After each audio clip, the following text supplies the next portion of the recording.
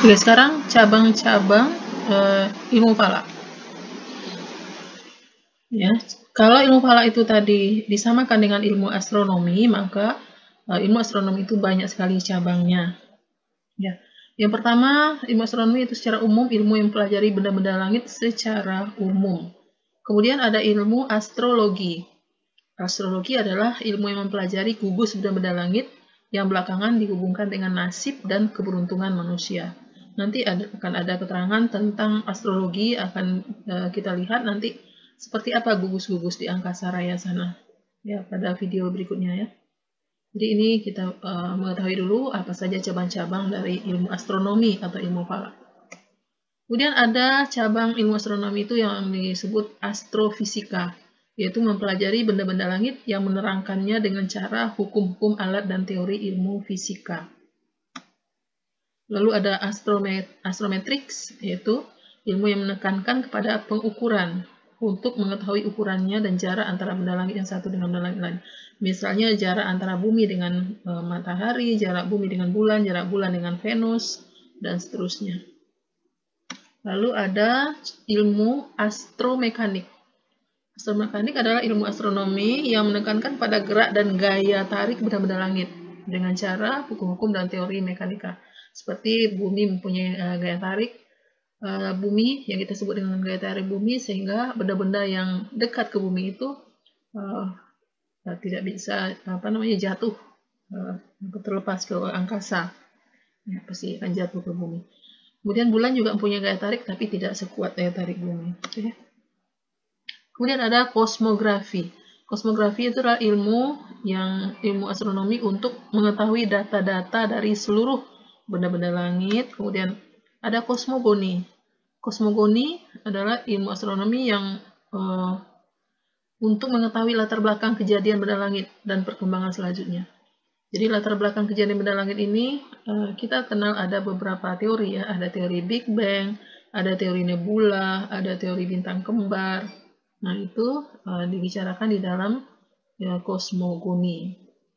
Jadi kosmogoni itu mempelajari tentang asal usul planet. Nah di dalam Islam, apakah seperti itu disebutkan oleh Allah dalam Al-Quran? Tentunya tidak ya. Dalam Al-Quran surat Al-Baqarah Allah menyebutkan bahwa Allah menciptakan langit dan bumi. Allah menghias langit yang dekat ke bumi itu dengan bintang-bintang. Kira-kira seperti itu nanti ada. Yang terakhir adalah kosmologi. Kosmologi menekankan pada mempelajari bentuk, tata himpunan, sifat-sifat, dan perluasan benda-benda langit tersebut. Ya, tata himpunan. Kalau tata himpunan yang terkait dengan astrologi, ya itu juga mempelajari tata himpunan gugus. Ada sekelompok planet dihubung-hubungkan dengan garis, sehingga garis itu membentuk hewan, bisa membentuk manusia, berbentuk ikan misalnya. Nah itu disebut dengan gugus Pisces. Berbentuk timbangan, misalnya itu berbentuk timbangan itu apa ya?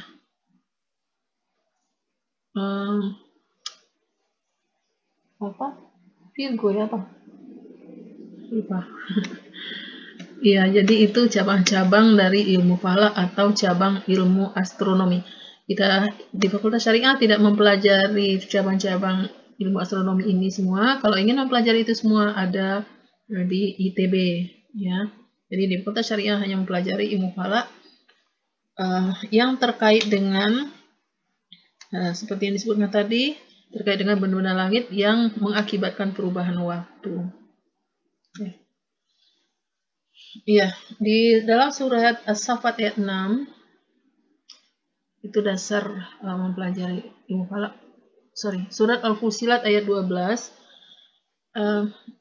Allah mengabarkan tentang penciptaan langit, yaitu Allah menjadikan 7 langit dalam 2 masa. Dia mewahyukan pada tiap-tiap langit urusannya, dan kami hiasi langit yang dekat dengan bintang-bintang yang cemerlang, dan kami memeliharanya dengan sebaik-baiknya. Demikianlah ketentuan yang maha perkasa lagi maha mengetahui. Di surat Al-Fussilat ayat 12. Faqadahunna sab'a samawati fi yaumain.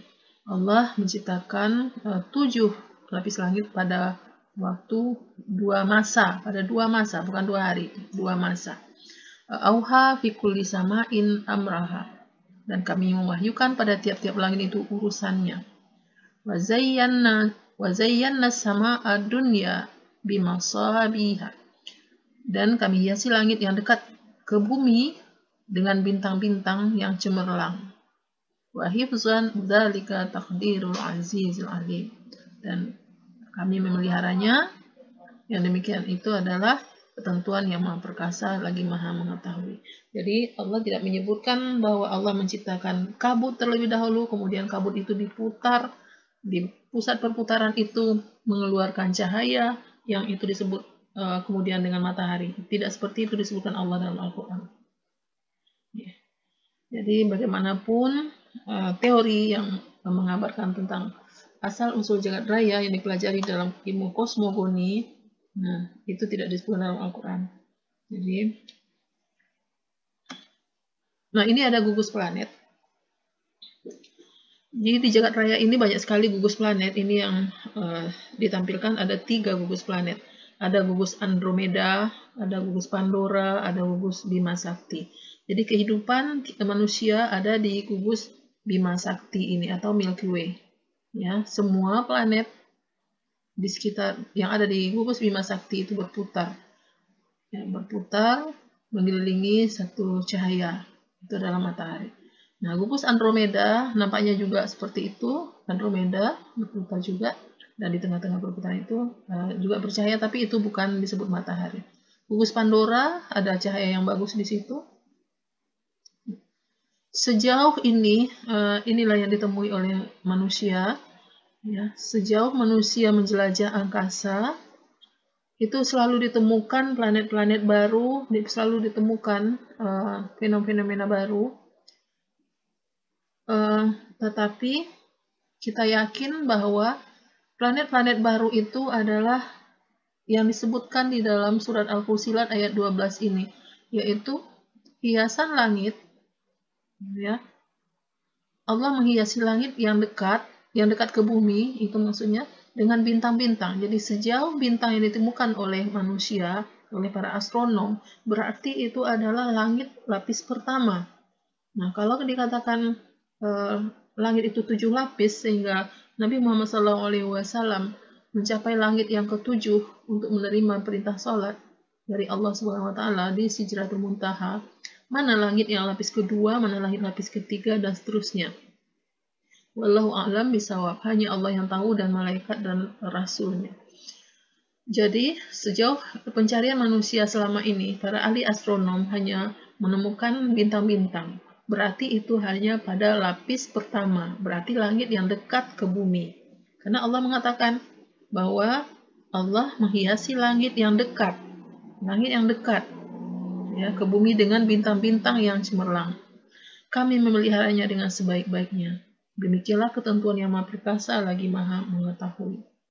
Ilmu falak itu dilakukan dalam 2 pendekatan, yaitu melalui hisab atau perhitungan dan melalui ru'yah atau observasi. Kita sering mendengar kedua istilah ini, hisab dan ru'yah.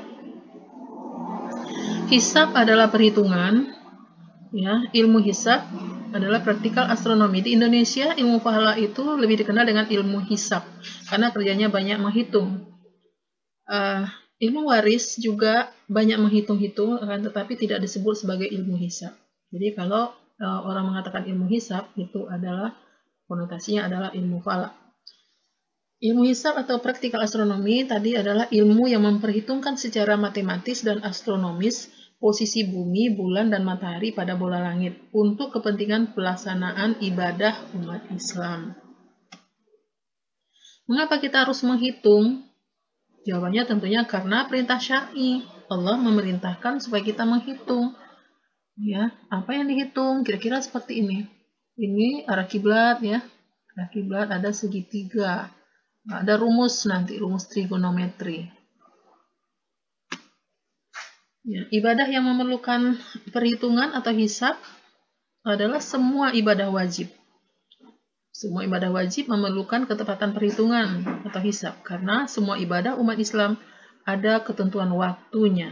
Jadi untuk penentuan waktu perlu perhitungan. Nah, penyebab perubahan waktu tadi sudah disebutkan adalah posisi bumi, bulan, dan matahari.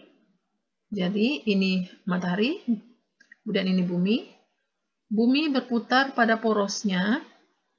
Ya, ketika permukaan bumi menghadap ke matahari, berarti ini siang, dan yang tidak menghadap matahari malam. Karena bumi berputar pada porosnya, nanti akan terjadi pergantian siang malam. Terjadi pergantian siang malam berarti di situ terdapat kewajiban salat umat Islam yang selalu berganti. Jadi waktu siang dan malam, kemudian bulan berputar mengelilingi bumi, sambil berputar mengelilingi bumi dia ikut mengelilingi matahari. Nah, permukaan bulan yang menghadap ke matahari juga mendapat sinar dari matahari dan kita bisa melihat bulan dari permukaan bumi. Nah, untuk menentukan awal bulan baru untuk ibadah puasa Ramadan, kemudian mengakhiri puasa yaitu masuknya Syawal, tentunya dengan kenampakan bulan di muka bumi. Posisi bulan ketika mengelilingi bumi itu ketika dia dekat ke matahari, ya, posisinya di antara bumi dan matahari disebut dengan descending mode posisinya. Kemudian ketika berada di belakang bumi disebut descending mode. Jadi ini lunar orbit atau orbit bulan. Kalau ini orbit bumi, ellipse. Waktu sholat itu dibutuhkan perhitungan, yaitu awal dan akhir waktu sholat. Surat Al-Isra ayat 78. Bismillahirrahmanirrahim. Aqimis shalah liduluki syams ila ghasaqil laili wa qur'anal fajri innal qur'anal fajri kana mashhuda. Nah, itu antara lain ya, surat Al-Isra ayat 78. Kemudian nanti dicek Al-Qur'annya, surat Hud ayat 114, Taha 130 dan lain-lain. Kemudian yang dihitung lagi awal dan akhir waktu sholat ya, kemudian arah kiblat. Arah kiblat perlu dihitung. Kemana arah kiblat umat Islam? Yaitu Baitullah yang ada di Mekah Mukarramah. Jadi perintah untuk menghadap ke Baitullah itu adalah dalam Al-Baqarah ayat 149 dan 150. Bismillahirrahmanirrahim. Qad nara taqalluba wajhaka fis sama falan waliyannaka wajhaka syatral masjidil haram. Haitsuma kuntum wallu wujuhakum syatrahu, kata Allah. Jadi dalam Al-Baqarah 149. Dimanapun kamu berada, maka palingkanlah wajahmu ke arah Masjidil Haram. Jadi itu ada sebab turun ayat itu adalah karena Nabi ragu untuk menghadap kiblat, ya, karena kiblat itu dipenuhi oleh berhala. Lalu Nabi menghadap kiblat ke Baitul Maqdis pada waktu itu. Kemudian Nabi kembali rindu untuk menghadap ke Baitullah dan beliau minta petunjuk kepada Allah Subhanahu wa taala, berdoa kemana harusnya kiblat untuk salat. Maka turunlah ayat ini tadi, Al-Baqarah 149. Qad nara taqalluba wajhaka fis sama, kata Allah. Sungguhnya aku telah melihat kamu menengadahkan wajahmu ke langit. Ya. Qad nara taqalluba wajhaka fis sama. Walau nuwalliyannaka wajhaka syatral Masjidil Haram. Maka palingkanlah wajahmu ke arah Masjidil Haram. Jadi itu harus diperhitungkan karena kita tidak berada di sekitar Masjidil Haram. Umat Islam sudah bertebaran di seluruh dunia, harus menentukan posisi Masjidil Haram dari tempat kita berada. Jadi itu arah kiblat. Lalu untuk menghisab arah kiblat ini sebenarnya itu memperhitungkan azimut atau posisi kiblat atau Baitullah dari tempat kita berada. Nanti caranya bisa melalui bayang-bayang kiblat namanya. Kemudian bisa menghisab dengan rumus segitiga bola atau trigonometri. Rumusnya nanti banyak. Lalu perintah zakat juga perlu perhitungan. Apanya yang dihitung? Yaitu nisab. Nisab harus dihisab atau dihitung.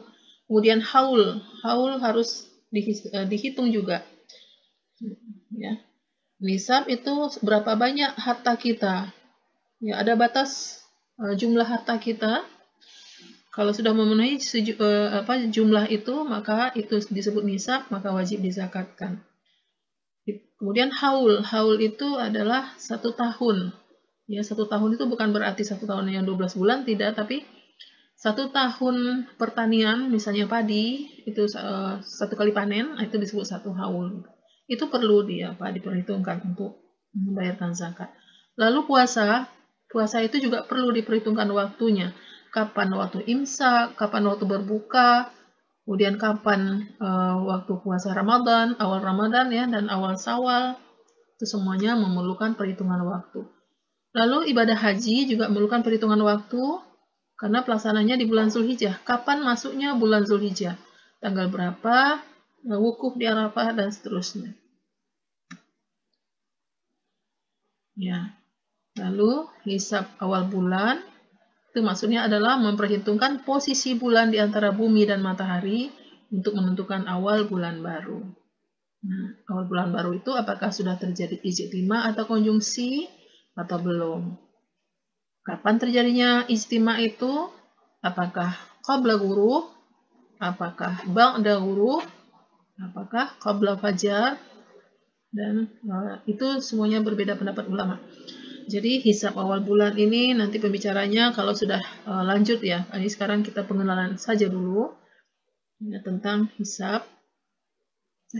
Ini ada pembicaraan khusus tentang ini. Orbit bulan juga dihisab.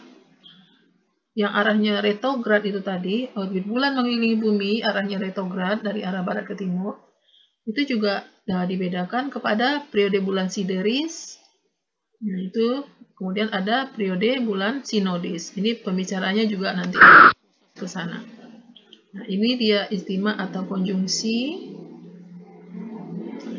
Ya, ini pembicaranya lebih lanjut lagi nanti khusus kalau bicara tentang penentuan awal bulan baru. Lingkar perjalanan bulan 12 kali ijtima. Ijtima itu adalah kalau bulan berada pada satu garis astronomis antara matahari dan bumi. Yang hijau ini bumi, yang kuning itu bulan. Nah, ini kita sebut dengan ijtima. Bumi, bulan, dan matahari berada pada satu garis astronomis yang sama. Jadi, dalam perjalanan bumi mengelilingi matahari, kemudian bulan juga mengelilingi bumi, seperti ini, ada 12 kali terjadinya ijtima. Ya, berarti dari sinilah perhitungan 1 tahun itu 12 bulan. Kemudian ru'yat. Ru'yat adalah observasi. Observasi alam. Ya. Kita adalah observer, kita pengamat. Nah, dasarnya ada di dalam surat Al-Baqarah ayat 189 di sini. Ini terjemahnya. Yas'alunaka 'anil ahillah. Mereka bertanya kepadamu tentang bulan sabit atau hilal. Qul, katakanlah, huwa mawaqitul linnas wal hajj. Bulan sabit itu adalah tanda-tanda waktu bagi manusia dan ibadah haji. Nah, jadi yas'alunaka 'anil ahillah. Jika kamu ditanya tentang bulan sabit, karena bulan sabit itu nampak dari bumi, ya setelah kita lakukan ru'yat, observasi, ya itu adalah tanda-tanda waktu bagi manusia. Kemudian dalam surat Yunus ayat 5 juga Allah berfirman, Dialah yang menjadikan matahari bersinar, wallazi ja'al syamsa diya'an, dan bulan bercahaya, wal qamara nuran, dan ditetapkannya manzilah-manzilah bagi perjalanan bulan itu supaya kamu mengetahui bilangan tahun dan perhitungan waktu. Allah tidak menjadikan yang demikian itu melainkan dengan hak. Dia menjelaskan tanda-tandanya kepada orang-orang yang bertakwa. Silakan nanti dicek Al-Qur'annya. Itu dasar untuk melakukan ru'yat. Ya, kemudian ada hadis sahih yang muttafaqun alaih. Sumu li ru'yatihi, berpuasalah kamu jika melihat hilal, waftiru li ru'yatihi, dan berbukalah kamu jika melihatnya. Fa in ghumma alaikum, apabila hilal tertutup awan, hilal ini adalah bulan sabit ya, bulan baru atau new moon. Apabila hilal tertutup awan, fa in ghumma alaikum faqdurulah, maka perkirakanlah. Perkirakan ini maksudnya hitung. Perkirakanlah Sya'ban. Dari dalam hadis lain dikatakan fakmilu Sya'ban salasuna. Fa in ghumma alaikum fakmilu Sya'ban salasuna. Apabila bulan tertutup awan, maka sempurnakanlah bulan Sya'ban itu salasuna 30 hari. Nah, jadi itu dasar untuk melakukan ru'yat. Jadi ada hisab, ada ru'yat. Iya, untuk melihat awal bulan baru itu juga ada pembicaraan tersendiri. Ya, untuk apa? Untuk menentukan awal Ramadan, awal Syawal biasanya ditandai dengan visibilitas hilal, kenampakan hilal. Kenampakan hilal bulan baru kadang-kadang seperti ini, seperti garis lengkung. Bulan baru, new moon, bulan muda. Garis bulan sabit yang tipis yang pertama kali dapat diamati dengan mata manusia setelah terjadi ijtima atau konjungsi. Ijtima tadi adalah ketika bumi, bulan, dan matahari berada pada satu garis astronomis yang sama. Ru'yat awal bulan adalah aktivitas mengamati visibilitas atau kenampakan hilal, bulan sabit atau new moon setelah terjadinya ijtima atau konjungsi. Nah, ke arah matahari terbenam pada waktu matahari terbenam. Jadi melakukan ru'yat itu tidak ke sembarang arah. Harus ada terlebih dahulu perhitungan, ya, di mana posisi bulan yang bisa dilihat, yaitu ke arah matahari terbenam pada waktu matahari terbenam, waktu maghrib. Tidak bisa waktu siang, tidak bisa tengah malam. Pada akhir bulan Qamariyah. Jadi tidak sembarang waktu, tapi pada akhir bulan Qamariyah. Kira-kira pada tanggal 29 bulan Muharram, 29 bulan Sya'ban untuk menentukan awal Ramadan. Ya, jadi demikian sekilas tentang hisab dan ru'yat. Ya. Ini ada mengingat pentingnya observasi. Perintah ru'yat yang disabdakan Nabi Muhammad SAW 15 abad yang silam, di samping mempunyai bobot syar'i, karena ada dasarnya di dalam Al-Quran maupun hadis, juga mempunyai bobot ilmiah yang sangat strategis dalam pengembangan ilmu pengetahuan, terutama ilmu falak. Tanpa observasi atau ru'yat, perkembangan ilmu falak atau ilmu hisab akan mengalami stagnasi. Bahkan tanpa ru'yat, ilmu hisab tidak akan pernah ada. Ya. Jadi dengan kata lain, ru'yat adalah ibu yang melahirkan ilmu hisab dan yang akan senantiasa membimbingnya menuju kecermatan yang lebih akurat. Jadi karena Allah mengisyaratkan di dalam Al-Quran, yas'alunaka 'anil ahillah. Jika kamu ditanya tentang bulan sabit, ahillah. Qul huwa mawaqitul linnas. Katakanlah bahwa itu adalah tanda-tanda waktu bagi manusia dan ibadah haji. Mawaqitul linnas wal hajj. Nah, berdasarkan ayat itu, bagaimana cara menentukan waktu? Ya, tentunya manusia harus menggali lagi ilmu tentang itu. Ilmu tentang pergantian waktu. Apa yang menyebabkan pergantian waktu? Yaitu bumi, bulan, dan matahari. Maka berkembanglah ilmu astronomi. Jadi dengan demikian, dasar untuk melakukan perhitungan, untuk menentukan waktu, dan untuk menentukan perhitungan yang lain, itu adalah karena observasi. Ya. Jadi, ru'yat, karena ada perintah ru'yat itu tadi, kita melihat fenomena alam, maka dilakukanlah perhitungan-perhitungan. Begitu. Jadi, di sini dikatakan, ru'yat adalah ibu yang melahirkan ilmu hisab, ya, dan akan senantiasa membimbingnya menuju kecermatan yang lebih akurat. Oke. Jadi itu sekilas tentang ilmu falak.